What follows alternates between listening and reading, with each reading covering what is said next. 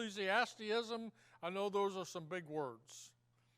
That means we all just try and get along with one another, okay? Simple, I just try and explain that to you in my redneck English, okay? The one world church. The location of this system could be in Rome, and we'll talk about that when we get into this. The Rome, the city built on 7 hills, many believe is probably the city in mind here. It's called Mystery Babylon because of its origin. At the Tower of Babel, man attempted to rally against God, and under Nimrod, Babylon became the origin of all false religion. Now, the dream of Nimrod will be realized in the first half of the Great Tribulation period. Cosmic church dominates the wild beast. The church that should have been the bride of Christ is a prostitute here. The church is guilty of spiritual fornication, selling herself to the world for hire. This is the church that says, I am rich and increased with goods, and I have need of nothing. Now, as we look at all of this, as we look at chapter 17 and 18, and we look at Babylon, really, the fall of Babylon, first of all, what it calls Mystery Babylon, which is church, this goes all the way back, okay? We will now go back to really the beginning of the tribulation period. And we will cover most of the tribulation period in chapter 17 and 18. This is going back and telling us some things that are going on, some things that are happening during that tribulation period, what all is going on in that time frame. So this is where all of that fits in. And really here in chapter 17 really fits into the first part of the tribulation period. It fits right there in that first part. And so in verses 1 and 2, and then in the first part of verse 3, we see the description of this prostitute. John sees this vision from the 7 angels who had poured out the last judgment. That would show him all the details of who the one world church is, and then its destruction in the middle of the tribulation period. The one world church that we'll be talking about here at the beginning was at the beginning of the tribulation period. Now that one world church, we'll look at it, it's a description of it here, but the way the one world church came into being, and we'll see a little bit more of this as we get further on into some of this, is that the one world church came into being because the true church was taken out. The true church was taken out. And the one world church came into being because the people that were left, some of them, I believe, said, oops, we missed something. We missed something. They said they were going to leave, and now they're gone. And so the Antichrist is going to bring forth this one world religion. He's going to bring forth the false prophet who is going to say, I have the answers. Just as Antichrist is going to become the one world leader, the false prophet is going to become the worldwide one church prophet. And he's going to bring all of these people together. He said, you all had over these years, you had all these differences. You know, there was the Baptists, and there was the Muslims, and there was the Catholics, and there was all of these people. And you know what? They all just didn't know what they were talking about. But I've got it figured out. And we can all come together and worship together. If y'all just follow me. And establish the one world church. And this is the description that we see here of the one world church, how it's going to come together, how it's going to work. This is the description of that church here in chapter 17. And by the way, Do y'all think Islam and Christianity can't come together as one religion? Let me tell you something. Right now, in the United States of America, in some other parts of the world, there is a movement called Chrislam. It's called Chrislam.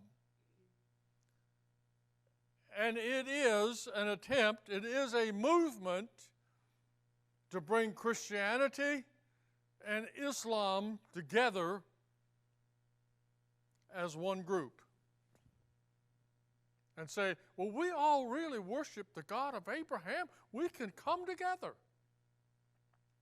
No, we can't. And there are some big names that have been in the past part of the Southern Baptist Convention that have been involved in that movement. Now, they somewhat deny it, but the evidence is clear that they are involved in it. How deeply they are involved in it, I've not been able to determine. But I know they're involved in it. And so because I have not been, I won't name names, okay? But there are people involved in that have been in the past a part of the Southern Baptist Convention. You see, it is the forerunner of this one world church that God here in the 17th chapter of Revelation refers to as the great prostitute. Now, the great prostitute here, we read in verses 1 and 2, that is that part of the church that was not raptured.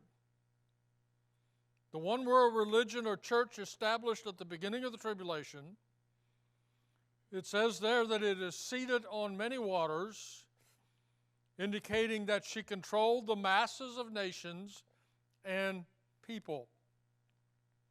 And then in verse 2, we see, with whom the kings of the earth have committed sexual immorality, and with the wine of whose sexual immorality the dwellers of earth have become drunk. The unholy alliance of the church and the state.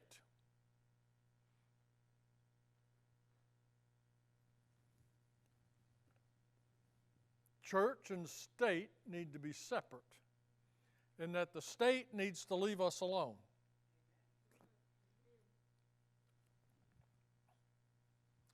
I have nothing against Christian politicians. I think we ought to have more of them. If I could find some honest ones, I would encourage them.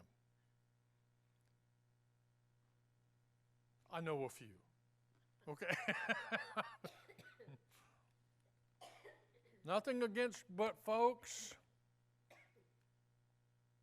and I have nothing against, and I think Christians in government ought to be able to express their Christianity.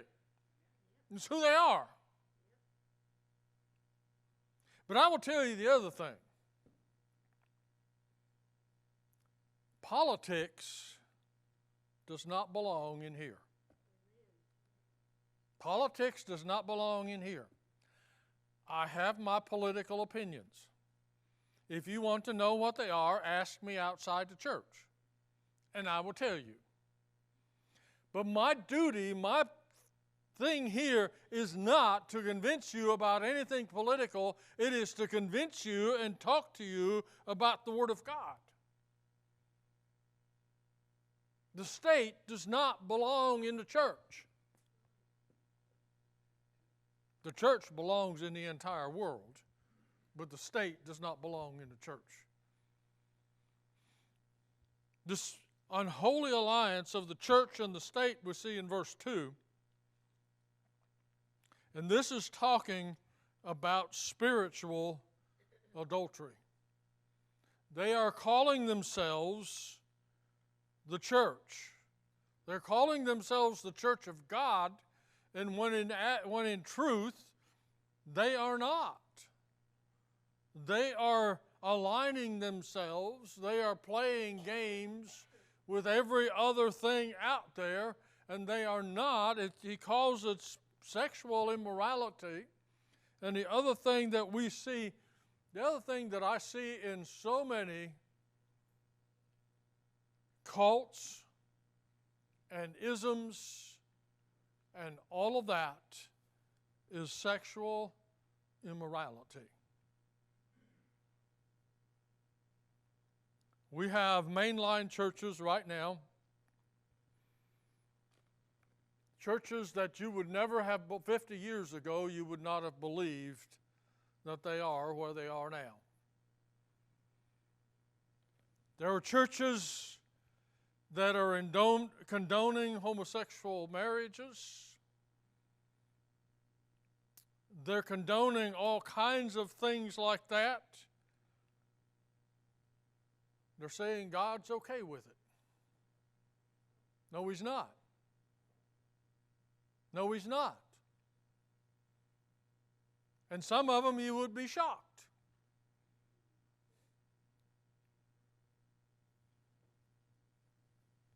Churches that I have known for years and denominations that I have known for years as very conservative, very godly denominations have gone that direction. And if they haven't already, their very next move is going to be to deny the inspiration of Scripture. They have to. They have to. Because if you're going to condone those things, you cannot read this and say this.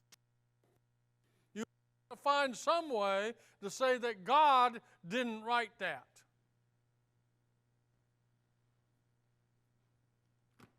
But He did.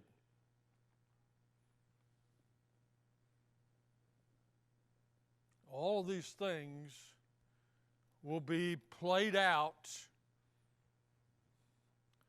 in the one world church. The other church organization that's been around for many years that is a cult, they call them, and that people get involved in, and I'll name it, is Mormonism. Mormonism, the sexual immorality that goes on in Mormonism that is considered normal is amazing. With their children brides and multiple wives and all of that, I just don't, one's enough for me. Yeah.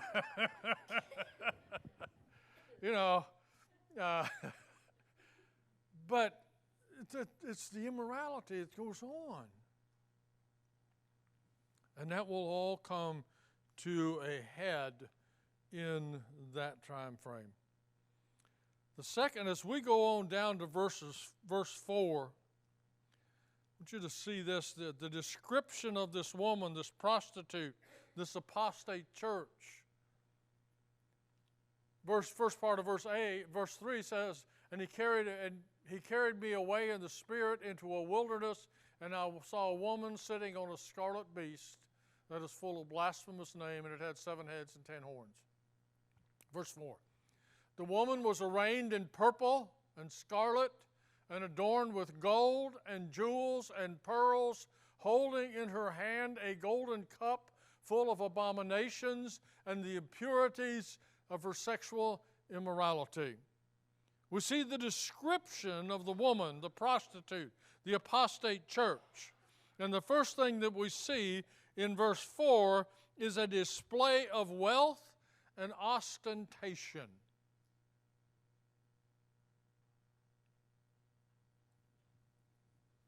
Significant thing that helps us to identify her as a false religion is her wealth and pomp.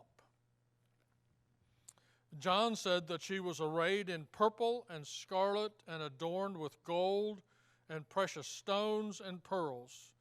Purple and scarlet are colors used commonly as ecclesiastical trappings and ostentation. She is seen here as gilded with gold and jewelry, precious stones and pearl. She is wealthy, beautiful to behold, and pompous. As such, she is decked with all the trappings of a false religious system. One of the things that I have thought for years, I still believe, is when I see a religion that makes a huge deal and everything is all about the gold trappings, the gold and the silver and just the ostentation.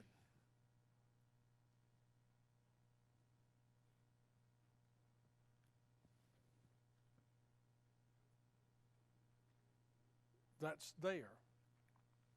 See, that's not from God. That's not from God. That's not what God has called us to do.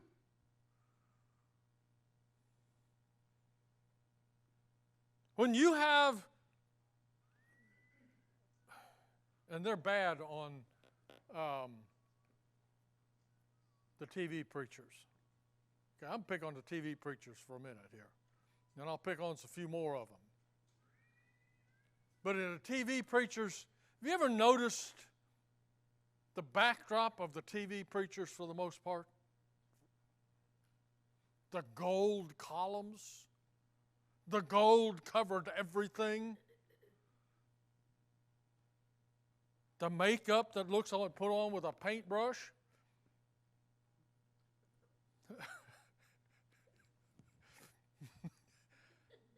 I mean, come on now. It's ostentation. I had the privilege of being in Europe this past summer, and I saw more ostentation in religious chapels and cathedrals than you can imagine. Gold idols in what are supposed to be Christian churches with kneeling benches and pews in front of those gold idols to worship them, to pray to them, to ask them to do stuff for you.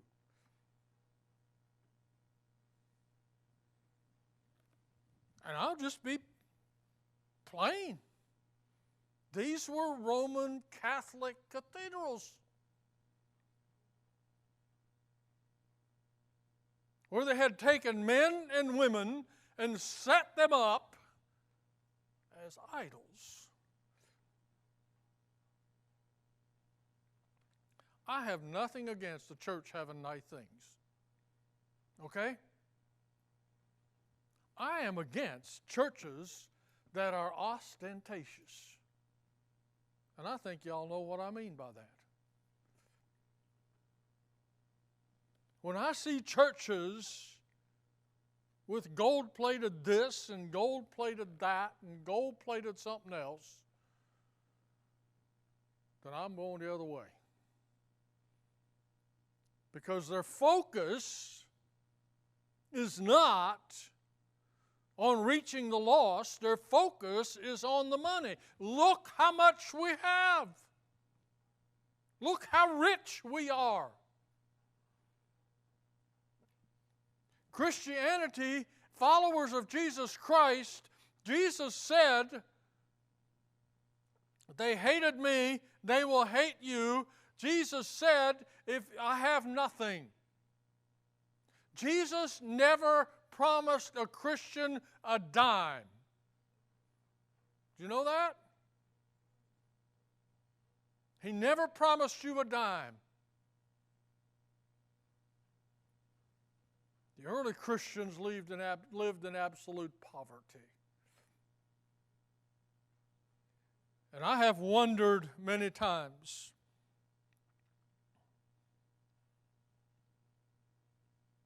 what would happen to a lot of our churches today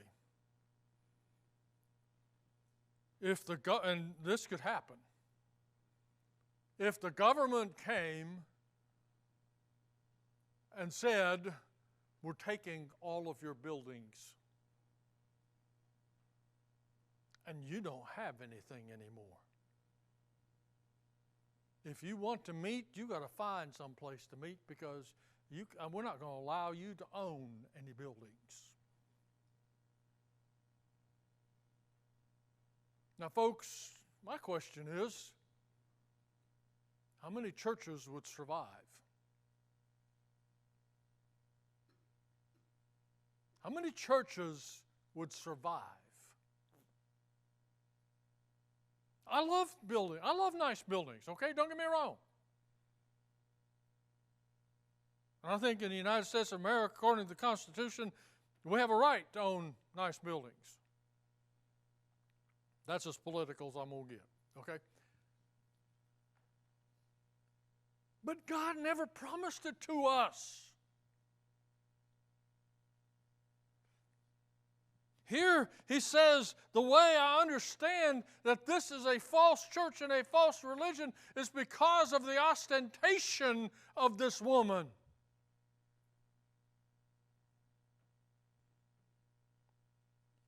It's amazing how people will fall for counterfeit religions when they present themselves so appealingly to the eye. Her two manifestations during the tribulation will be very appealing to the eye of gullible people in that day. There is a huge misconception in the United States of America right now. I may make some people mad, but I'm going to say it anyhow. There's a huge misconception that if God is blessing you, you will be rich.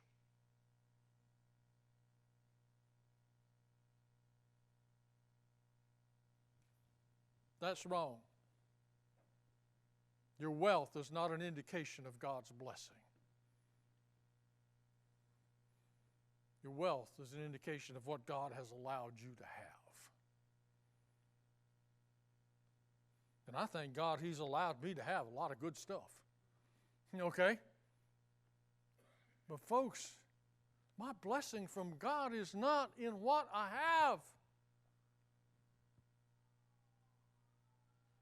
My blessing from God is who He is and what He stands for. And my blessing from God is that He is here with me, no matter what.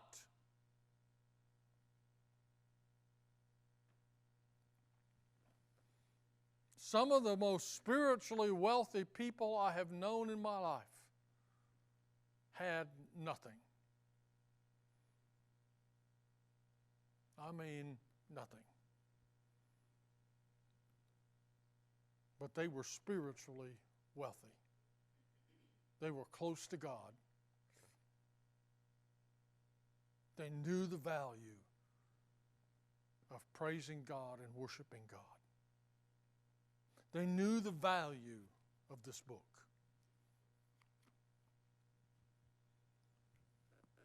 The display of wealth and ostentation. The second part that he mentions here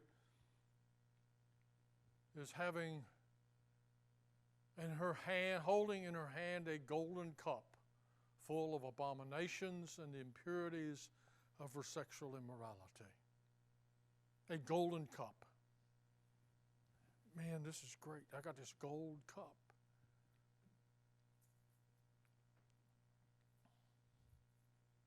John says that it was full of abominations and filthiness of her fornication.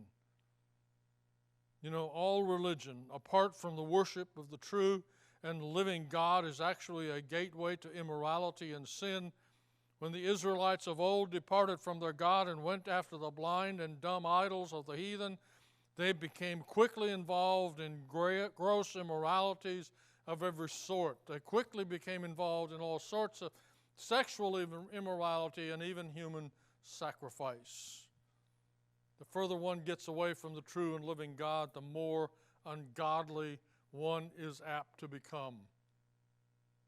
These two last-day religions will provide platforms for all kinds of filthiness in abominations.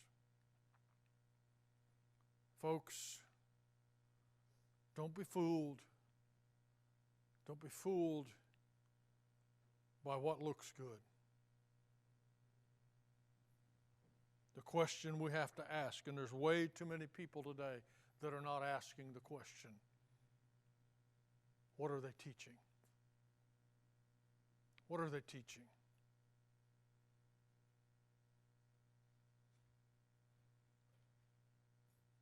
Because, folks, the further we get away from God, the more corrupt it becomes. Oh, there are some people today, there's some people I know about that I wouldn't be in their shoes for nothing. As they've led people astray, as they've told people, you know, we need to not be so stuck on the Bible.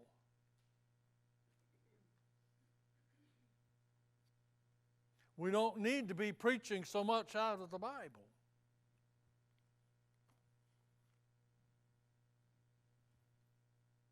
We need to unhook ourselves from the Bible.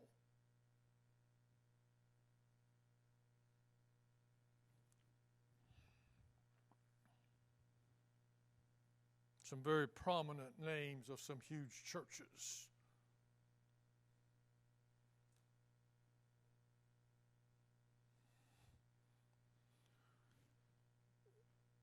Folks, the further you get, and those are the people that are now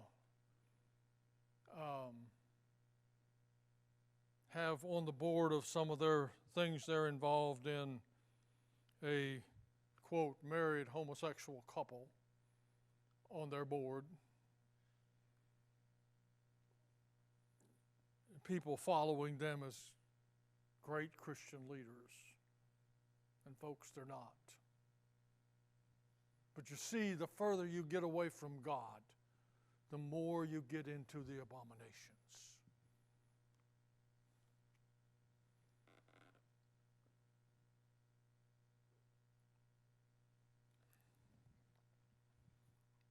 The further you get from the true and living God, the more ungodly one is apt to become. See, this is how John identifies this false religion, this false prophet. Verse 5 says, Mystery Babylon the Great. And her forehead, and on her forehead was written the name of mystery, Babylon the Great, mother of prostitutes and of earth's abominations. Mystery Babylon. It's called Mystery Babylon because of its origin. Its origin was at the Tower of Babel. Man attempted to rally against God because man said, we're going to build a tower to reach to heaven so we don't need God to get to heaven. We are capable of reaching heaven of ourselves. Many false religions today will tell you that you are your own God. There are many ways to heaven, they will tell you. No, folks, there's not. There ain't but one way, and that is through Jesus Christ.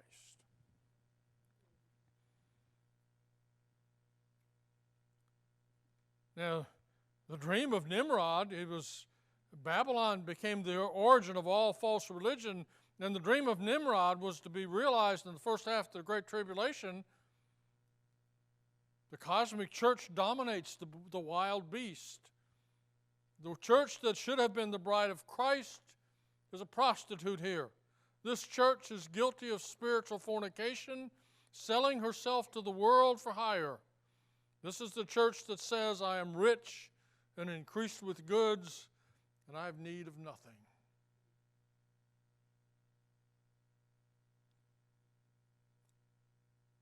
It's called the mother of prostitutes and the abominations of the earth.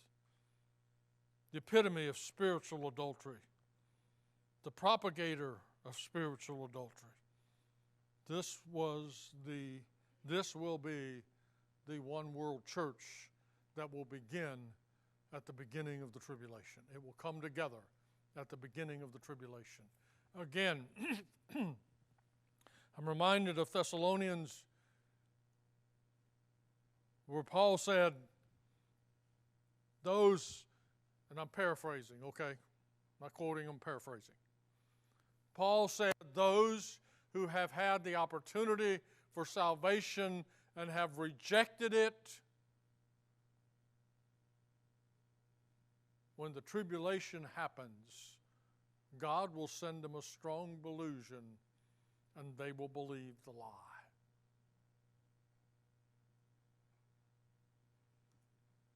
This will be the strong delusion and the lie that they will believe. This false prophet, the one world church. Oh man, it's great. We're all coming together.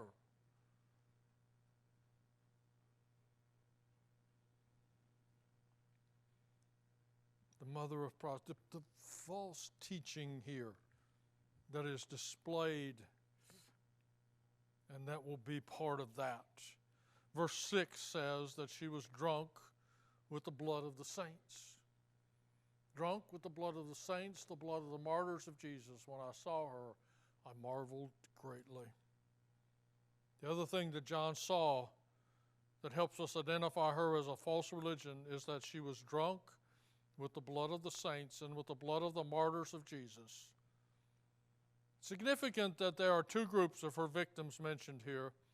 When it says that she was drunk with the blood of the saints, this points to her persecution of God's people prior to the church age.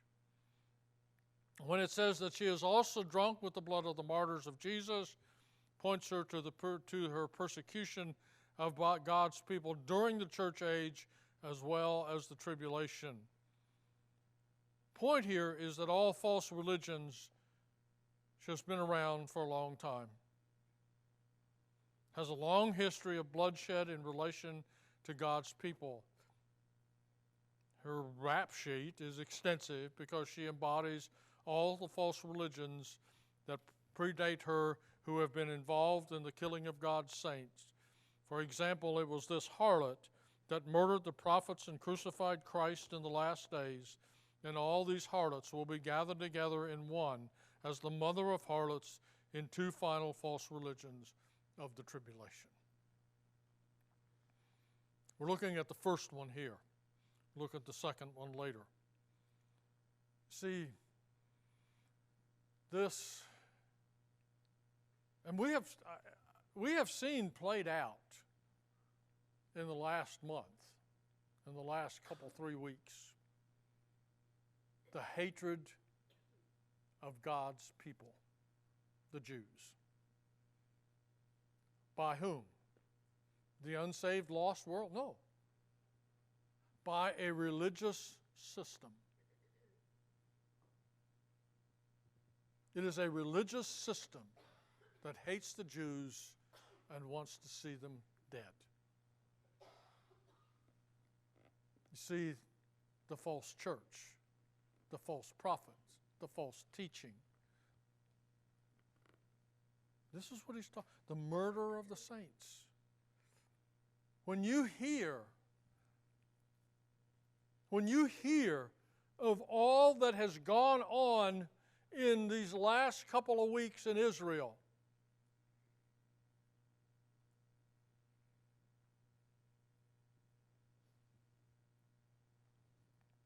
of people, children,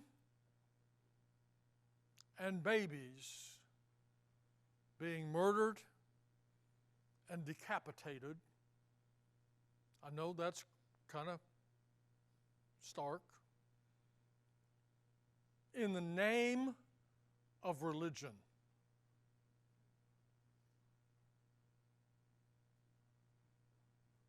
And we have right here, you say, well, that's over there. We have right here in the United States of America demonstrations supporting that killing.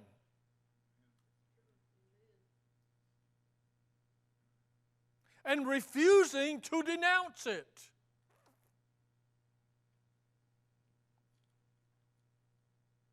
Now, you think this stuff can't happen?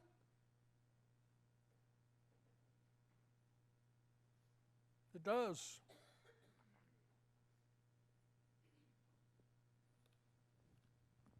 Folks, there are people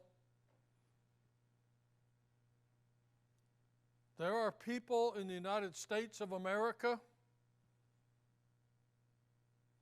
that would like to see every Jew and every Christian dead.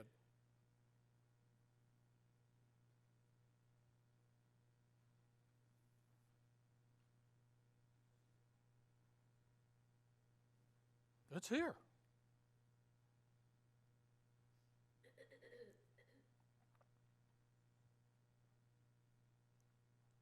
This will be part of the one world religion during the tribulation. It's easy to believe that it can happen.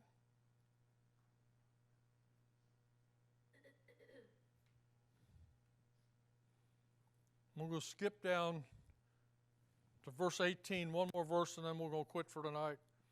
Skip down to verse 18 for just a minute, where it says this in chapter 17 and verse 18. And the woman that you saw is the great city that has dominion over the kings of the earth. A city that rules over kings of the earth. Verse 18. The apostate church controls the political leaders of the day.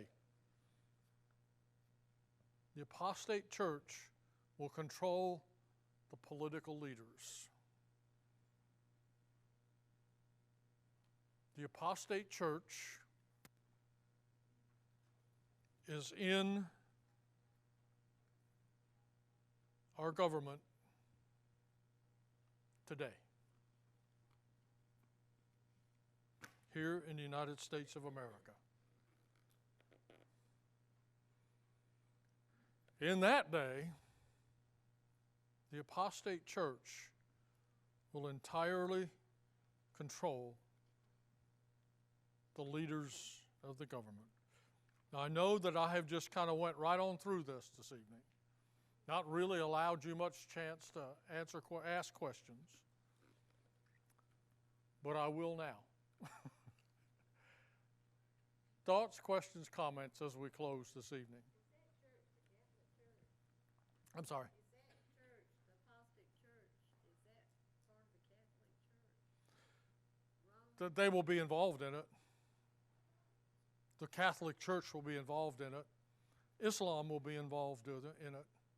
Hinduism will be involved in it. Mohammedanism will be involved in it. All of the cults and isms, yes. The Pope has just issued an edict that it's all right for homosexuals to be married in the church now. Yeah. The Pope has just issued an edict that says it's okay for homosexuals to be married in the church.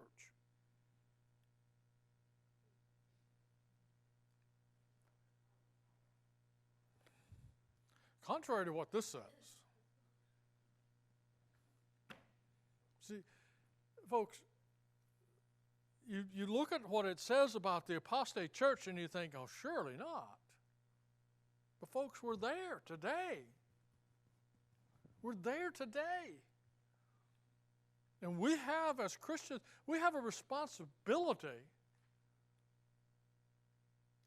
to steer clear of those things, to stay true to the Word of God.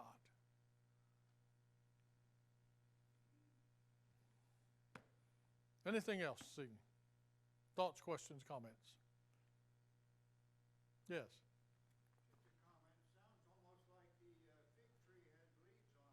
Yeah. Yep. Fig tree didn't have any figs on it. Yep, exactly. So, yeah. Be careful. Pay attention. There's a lot of false teaching out there today. Yeah. I'll mention again, and then I'm going to shut up and quit here in a minute. Mentioned a couple weeks ago the church that was, and there's other churches, I've been told there's other churches in the area, even some here in Lawrence, that have done this very same thing, the blessing of the pets. The blessing of the pets. Bring your pets and we will bless your pets. Well, I like Pastor Phil's answer to that. I really do. I'm going to steal his line, where he said, the only way we will ever bless animals in this church is just before we eat them. Okay, I'll leave it with that. All right. Well, Scott, would you close us in prayer this evening, please?